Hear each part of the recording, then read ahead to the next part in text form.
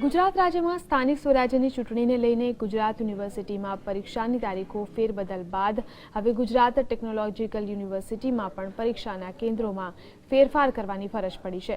ચૂંટણીલક્ષી કામગીરી સરકારી કોલેજો અને શાળાઓમાં થતી હોવાને કારણે રાજ્યની યુનિવર્સિટીને ખાનગી કોલેજના સહારે પરીક્ષા યોજવાનો વારો આવ્યો છે।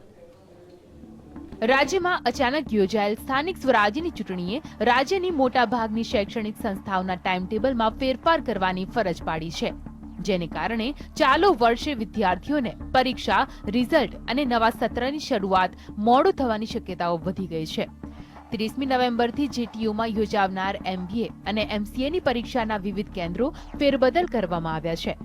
અમદાવાદના GLS, ઇન્ડસ, LD અને સરકારી MCA કોલેજના પરીક્ષા કેન્દ્રો રદ કરીને આ પરીક્ષા શહેરની ખાનગી સિલ્વર ઓક કોલેજમાં લેવાની જાહેરાત GTUએ કરી છે। સાથે સાથે જામનગરના 2 પરીક્ષા કેન્દ્રોમાં પણ ફેરફાર કરવામાં આવ્યો છે। GTUની પરીક્ષા માટેના કેન્દ્રોમાં કરવામાં આવેલા ફેરફારની તમામ વિગતો GTUની વેબસાઇટ પર મૂકવામાં આવી છે।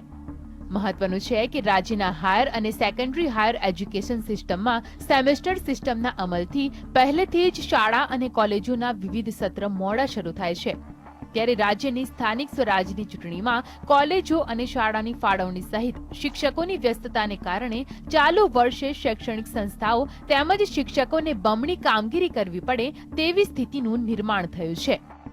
પ્રતીક જાદવ, GSTV, અમદાવાદ।